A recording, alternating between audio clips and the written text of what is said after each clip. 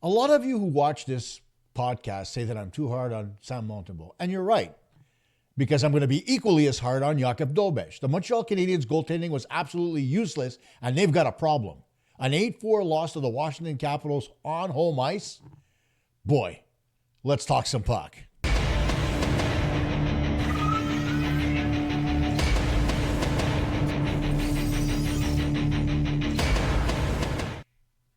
Hey everybody, Costa here with this November 20th edition of PuckTalk Montreal as the Canadiens licked their wounds, leaving the Bell Center, losing to the Washington Capitals by a score of 8-4. On a night, by the way, we should congratulate Dylan Strome because his wife unexpectedly gave birth to their third child, a girl, during the first period of play. So congratulations to Dylan Strome and his wife on the birth of their third child.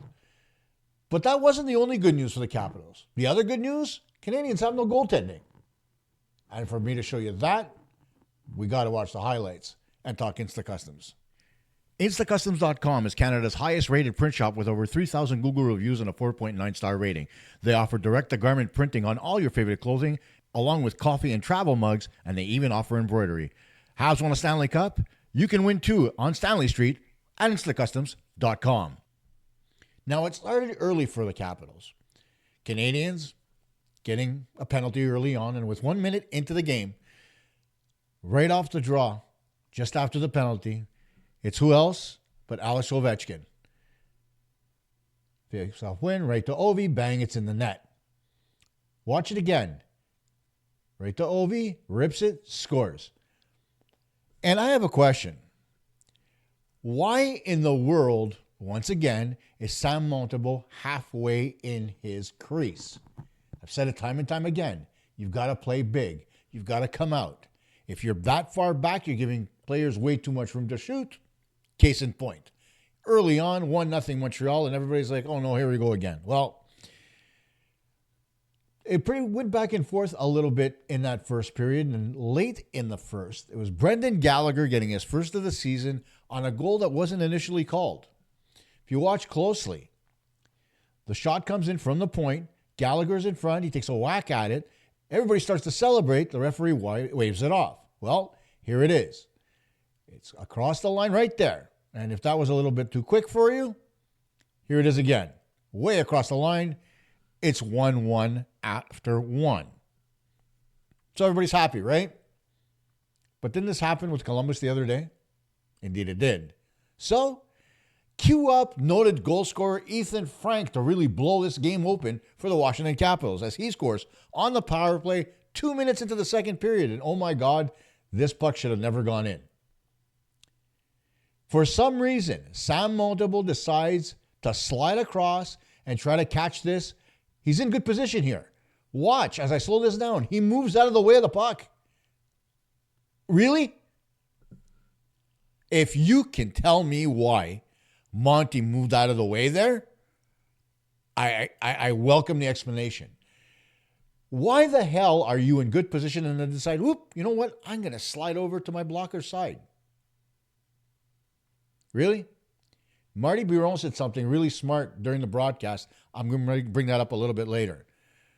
But speaking of Ethan Frank, just a minute 38 later, he does it again, and this time, Monty completely whiffs. Watch this. If this isn't a goal that they should have stopped, watch this. Quick, right through him, under his glove, above his pad. Not even a rocket, just a simple wrist shot. Whoop, there it is again, in the net. And it's 3-1 Capitals. Marty St. Louis pulls the trigger. He pulls Monty. He puts in Jakub Dobeš. Well, that sparks the team a little bit. And one of the guys that had a really good game tonight, Joe Veleno, finally gets off the schneid.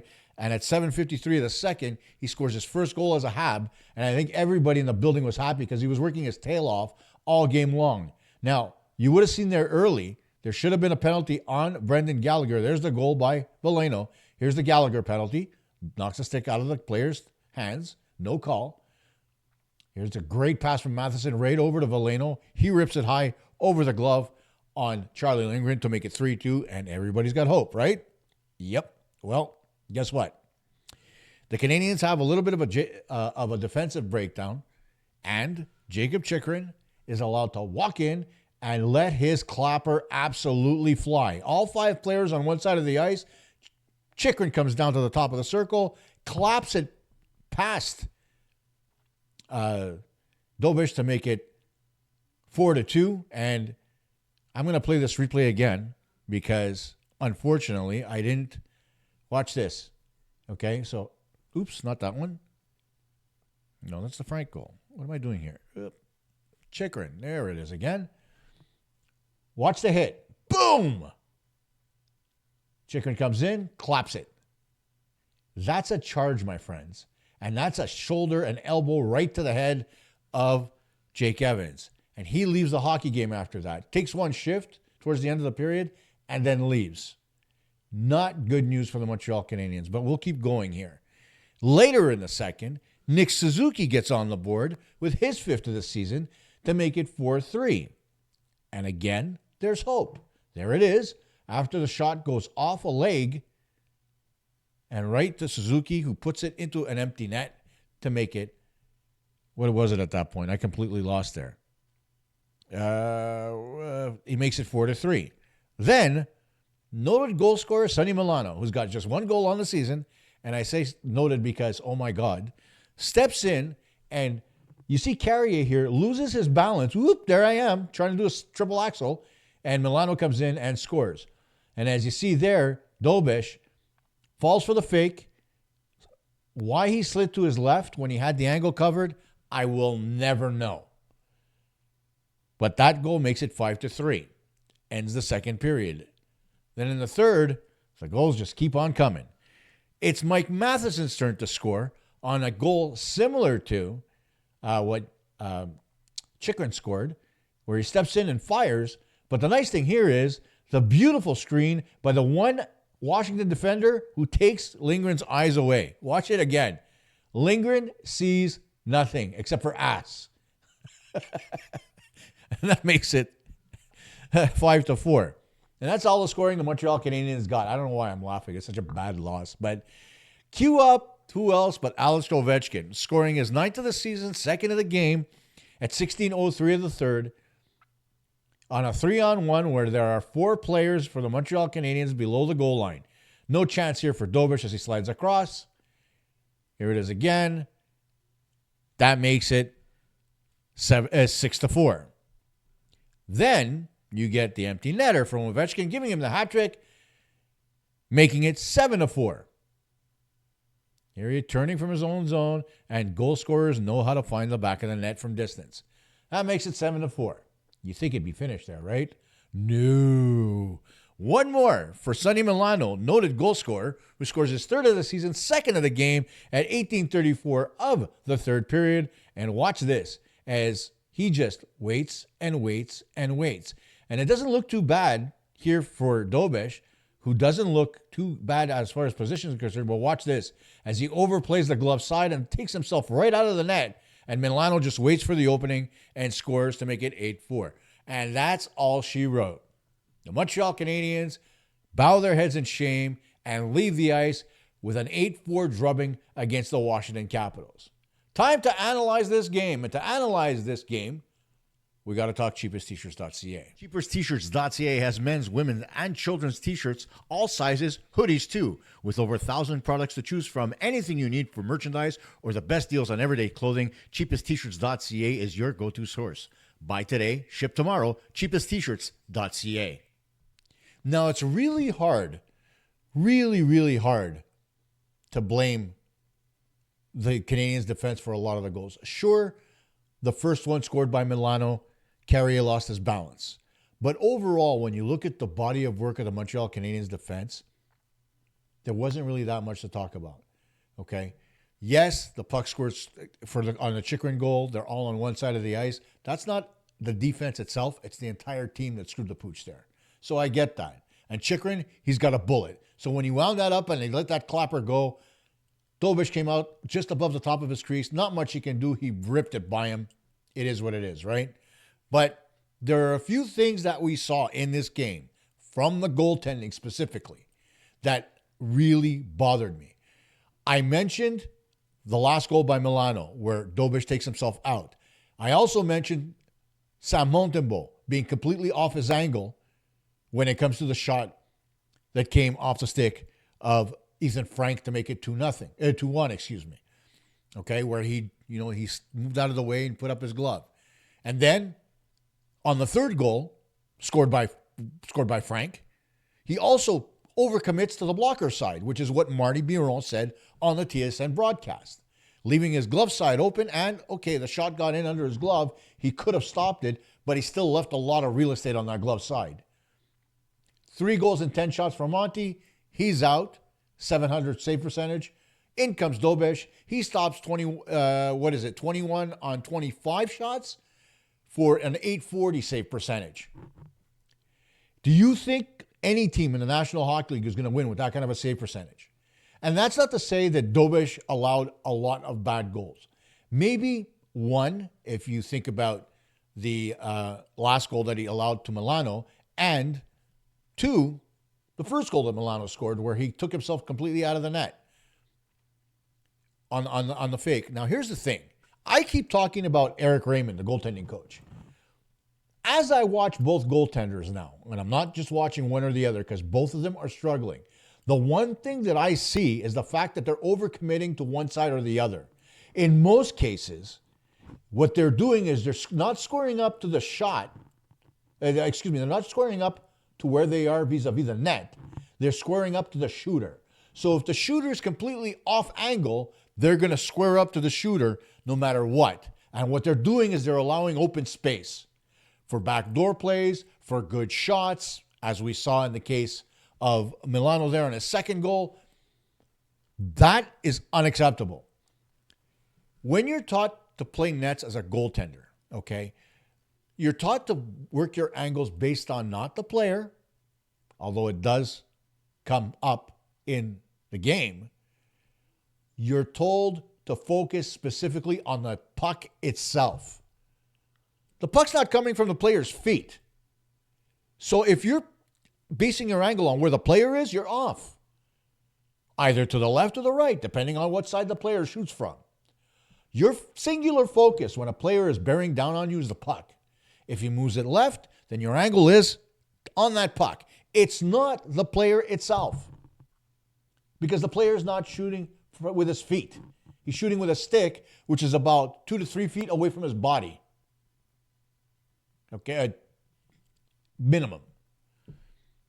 And that's why the Canadiens' angles are completely off.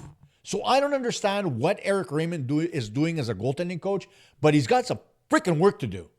Because, oh my God, they are bad. When both your goaltenders are sub 900, you have nowhere to turn. And I know for a fact the Canadiens aren't going to call up Fowler. So what are you going to do at this point? Well, we'll explore that in a minute. One thing that was positive tonight is the fact that both Brendan Gallagher and Joe Veleno got off the schneid, because God knows that people were talking about Veleno nonstop, how bad he is. He's no good. Send him down, which they can't because he's going to end up on waivers. Somebody's going to claim him. But you get what I mean. They were really good tonight, both of them. And Veleno, in the first and second period, an absolute monster.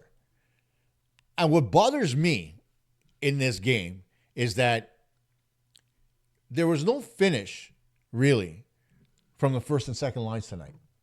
There was some passing amongst the players, right? They got assists, sure. But at the end of the day, Matheson scored, and Nick Suzuki was the only guy that scored from the first line, right? Gallagher got a goal and an assist. Caulfield got an assist on the Matheson goal. But nothing of substance coming from that line. Who was doing the work? The third and fourth line tonight were doing the work. They were the ones that were the catalysts. They were the ones that were bringing the energy. They were coming in, they were throwing body checks, they were creating plays down low, and they were getting the plays jumping. What do you do in the third period? Well, I need goals. They're not going to play I'm going to limit them in ice time, and I'm going to play my first and second line mostly. Which, to me, is completely, you're not reading the room. Marty has to watch what's going on the ice and decide to play a specific line when they're firing on all cylinders. He's making the same mistake with his lines that he made with the goaltenders. When Dobish was red hot, he decided to take him out to put Monty in because he was hurting Monty's feelings. Well, when you've got a line like the way Veleno was playing alongside, who was he with tonight? Remind me again. Along with Gallagher and who was the third guy in that line? Joshua Roy. They played well together. There's no two ways about it. So, why not leave them out there? And whether it was Roy was out there or whether it was, oh my God, I can't remember names tonight. What's wrong with me? Hang on. What's his name again? Come on, Costa. Jared Davidson. There you go. Whether it was one or the other that was out there along with Veleno, they brought energy. So why would you not allow the line that brings the most energy to be out there? You're worried about matchups. You're down by 2 freaking goals. Your matchups apparently aren't working. Screw it. Why aren't the matchups working? Well, 1, your goaltenders can't stop a beach ball. But 2, the Capitals have depth. Despite the fact that they hadn't scored very much to start the season, in the last 2 games, they had something like 15 goals. And on back-to-back nights, no less. So you have to read the room. You have to read your bench. And you have to play the guys that are playing. Your first line is not going to be the best line every night. And you know what? It's no fault of their own. With overuse, it normally ends up breeding a certain lack of energy at certain points, right? I talked to you about how Nick Suzuki is actually suffering out there because he's got some kind of ailment in his leg. Well, Cole Caulfield has not looked like himself during this losing streak, has he? Yuri Slavkovsky, for some reason, he gets punished, gets taken off that line to be a catalyst on the second line with Kapanen and Demidov. But at the end of the day, if you would have put Bolduc in that same spot, you would have been fine. So why take Slavkovsky out of that line anyway? Sometimes I'm sitting here and I'm wondering exactly why these decisions are being made. It's beyond me. Newhook's out. Obviously, he's not out there with Kapanen and Demidov. You got to put somebody there. Why are you breaking up your first line so you can put some Slavkovsky there when you can slot Bolduc there? You could still use Bolduc on the first power play unit if you want. It doesn't matter. But leave him on the second line? At the very least, no. Let's break up everything and change the entire recipe because one ingredient is out. I don't know about you, but I've never seen a cook change a whole recipe because he's missing one ingredient. Normally, he substitutes the ingredient only. It's just beyond me sometimes when I watch what's going on out there. And yes, I talked about line changes. The Canadiens, tonight, line changes were okay. I didn't see anything wrong. But oftentimes we saw players, including defensemen, pinching too low, and the Capitals were coming back with odd man rushes. Got to give a few props to Charlie Lindgren as well, the former Habs goaltender, who played relatively well despite the fact they allowed 4 goals tonight. He made some key saves to keep this hockey game close at certain periods of time. So good on him. But still, how do the Canadiens fix the fact that they've lost 5 straight games? Well, number 1, you go and you grab Eric Raymond by his fucking ear and you tell him, get to work. Because right now, our goaltending's a sinking ship. We can't trade both of them. Somebody's got to come out of this. You need help? Fine. I'll get you another goaltending coach. You work with one guy, I'll send the other guy to work with the other. Whoever's better keeps his job. It's ridiculous, right? A guy like Marco Marciano, who is the goaltending coach with the Rocket, did wonderful work with Dobish last year, earning him a spot to be called up after Primo was moved down. Now Dobish earns the spot? Nothing? Pretty soon the Montreal Canadiens are going to decide they're either going to bring up Jacob Fowler, who's playing very well, or they're going to bring up Kaapo Kähkönen, who has actual NHL experience, and they're going to send somebody down. Who goes down? I don't know, but I can tell you one thing. In my head, it's not Dobish. You send a message, a clear message. Right now, Sam Montembeault's save percentage is putrid. There's not a single NHL team that would pick him up short of the Edmonton Oilers because they just need goaltending. But even if they do, you've got Kaapo Kähkönen, you've got Jacob Fowler, You've got Jakub Dobiš. You're not without resources. And you can always go out and trade for another goaltender because goaltenders, they're available all the time. Whether it's in the National Hockey League, the American Hockey League, or elsewhere. You can find a good goalie. But this is unacceptable. And don't tell me we didn't see this coming. People talked about Montembeault's play. Started here, ended up down here as he got tired. The Four Nations Cup. Sat on the bench the whole time. Energy levels are up. End of the season comes. His energy levels are down. There's a clear message there that he can't handle overuse. Right? The same could be said for Jakub Dobiš. He started really well. By the time he won his 5th game, he was allowing 3 goals a game. He won because his team outscored the others, right? And I always tell you that marker, the special marker about winning and losing, it's about how many times you allow more than 3 goals a game. Take a look at the Canadiens as it is right now. How many times have they allowed 3 or more in the season? How many games have they won? How many have they gone to overtime and come from behind it? It's a clear measuring stick. And the Canadiens are not hitting it. They're focusing too much on offense, not enough on defending, including their defensemen. And they've got to get back to their roots. They got to take care of their house and their own zone first before they worry about offense. They have offense. They showed that tonight. They can score when they want to score. What they can't do is defend. So they need to start working on that first. Take care of the house, work the puck out cleanly, and then let your offense do its work because they know how to score goals. End of story. Now, what do we do as far as the lines are concerned? Because now Jake Evans is gone. Now, a lot of people are looking, and Elliot Friedman brought this up on Twitter, are looking at the waiver wire and Alex Texier. Okay, maybe. He gets points. He's a good player, don't get me wrong. But if he's that good a player, as I said, the Canadiens are down the pecking order. There's another 16 or 17 teams in front of them that can grab this kid. So if somebody wants him, they'll grab him. If not, should the Canadiens grab him? Absolutely. Right now, they need bodies. Okay, they don't have enough. If Evans can't play in the next game on Saturday, that's 5 guys that are out of the lineup for the Montreal Canadiens. The injury bug has hit again. And the Canadiens aren't the only team. That's the whole point here. So you can't really depend on the waiver wire. If it happens, great. If it doesn't, well, you know what? You got to look elsewhere.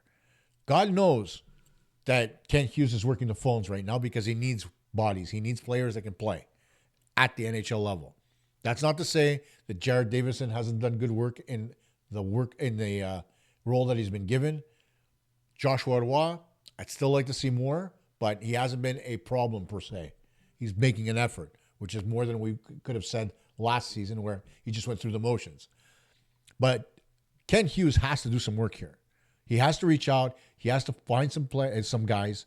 And like I said, Sam Montembeault, he's so bad right now. If you could put him out there as a carrot to see who bites, do it. We can't get any worse. He's got the worst save percentage in the organization right now. So what do? I'd want to keep Monty here. I don't think he's that bad of a goaltender. I think he's been let down by a goaltending coach who's crap, whose only claim to fame is the fact that he worked with Igor Shesterkin, who was one of the most talented goaltenders to come out of Russia in the last 20 years. And what, he got credit for it? With the Hartford Wolfpack at the American Hockey League. He destroyed Georgiev when he worked with him with the Rangers. Georgiev had to go back to the KHL, I think, right? No longer the goaltender that he was. But at first, Georgiev and Shesterkin were a great 1-2 punch for the Rangers. Now, just Shesterkin. And not because Eric Raymond's still there. He left. And guess what? Shesterkin found his game again. It's also interesting that Jake Allen left the Canadiens and found his game again with the New Jersey Devils, isn't it? Are we getting the hint here? Am I making it clear that I don't like the goaltending coach? So the Montreal Canadiens tomorrow will most likely practice because God knows they need it. But at the same time, I think that Marty St. Louis has to take a look at himself and make some decisions that he really doesn't want to make because he's a little too friendly with his players. He has to make some hard choices, right? Especially when it comes to his goaltending and his goaltending coach. He's got to make some good, hard choices. Who does he play? Does he send Dobish down? Does he bring up Kakkonen? That's always a possibility. Does he send Dobish down? Does he bring up Fowler for a game or two? That's always a possibility. Although I don't want to see Fowler come up because right now he's playing in full confidence in the American Hockey League. But the Canadiens need help. So that's it. Figure it out. Sit down with your staff. Make it work. Every game I come out here in the preview show and I give you guys the 5 keys to the game, right? And the keys to the game that I gave you for this game, stay disciplined. That didn't happen. The referees were calling high sticking penalties like candy was giving out on Halloween. And some other stuff, they didn't see it all. They didn't see the hit by Wilson. They didn't see the slash by Gallagher. So they decided to implicate themselves early in the hockey game. And then as the game progressed, they decided, you know what? Screw it. We're not blowing the whistle anymore. Canadians lost the special teams battle. That's for sure. They only got 1 power play goal on 2 attempts, while Washington got 2 and 3, I believe it was, right? As I look at the stats, let me go back to it. And 2 for 4, excuse me. So still, the Capitals did well. The goaltending has to step up. Well, we know that didn't freaking happen. Control the neutral zone? Nope. Because why? The Canadiens pressed a little too much into the offensive zone and allowed the Washington Capitals to attack the neutral zone with speed. And they had to leverage the home momentum. They did that for spurts, but it wasn't consistent. The fans tried to egg the team on. Didn't happen. So if I can sit here and outline the keys to the game, the keys to victory for the Montreal Canadiens, then the coaching staff should be able to do that too. But they're not. Why is that? I think that Marty St. Louis needs more help. Having Trevor Letowski there is great. Having Stefan Robida there is great. I want to see more. They need guys to come in as consultants to help out, whether it's hiring somebody for advanced scouting as an eye in the sky against teams that you're going to play, like the upcoming Utah Mammoth game, or who is it that they're playing tomorrow? On Saturday, excuse me. Hang on. Come on, calendar. Who are you playing? Oh, it's the Leafs, of course. So the Leafs are struggling. So send somebody to the game, see how they play. Do they? No. Because you think you know everything about a team. But guess what? Teams change every game. Whether it's because of injury, whether it's because of style of play, whether it's because the coach decides to change things up completely and try something new. So, what do the Canadiens do? You hire consultants. You get them out there on the road. After Saturday's game, the Canadiens are on the road for 3 straight, right, to end the month. Utah, Vegas, and Colorado. Who's your Western pro scout? Who goes out and watches the hockey games and gets advanced scouting? Who goes out there and says, oh, this is what they do on the power play? Oh, this is what this guy does away from the puck. Because God knows video doesn't show you everything. That is what Marc Bergevin, as the GM of the Montreal Canadiens, thought was the best way to scout opposing teams. And look where it got him. Nowhere. You need people at the rink to watch not only where the puck is, but to watch away from the puck. Watch the bench. Watch the body language. See how different players react to different situations. But no, there's nobody for the Canadiens, is there? When was the last time you heard it? Again, I'm going to bring it up. Andy Murray, when he was coaching as an assistant, but he was more of an advanced scout, giving Guy Carbonneau thorough game plans in order for him to have success as the Canadiens head coach. Carbonneau followed those plans, and will you know, the Canadiens were winning hockey games. It has to get better. It can't get any worse, because right now the Canadiens are giving up goals like I haven't seen in a while, and they're playing absolutely putrid between the pipes. It can't get worse. And the one thing I'm going to say here, for as much as Sam Montembeault was the goalie for the Four Nations Cup, there's no way in hell If I'm Hockey Canada, I'm bringing Monty to be my third string goaltender because right now he has not earned it. There's always somebody else. You know, Logan Thompson is a better goaltender than Sam Montembeault. He should get the nod. Just my thought in all of that. But let's see how the Canadiens rebound. Practice is going to be huge tomorrow. Energy is going to be huge. Our Marty St. Louis reacts is going to be absolutely huge. So we'll see how it goes. Thanks to all of you for watching. Thanks again to IstaCustoms.com and cheapestteachers.ca for sponsoring this show. And no matter what you might think about referees, I love this GIF. I saw it online and it's great. Here's Marty. It's bullshit. Read his lips. I agree. It is bullshit. We'll see you tomorrow night.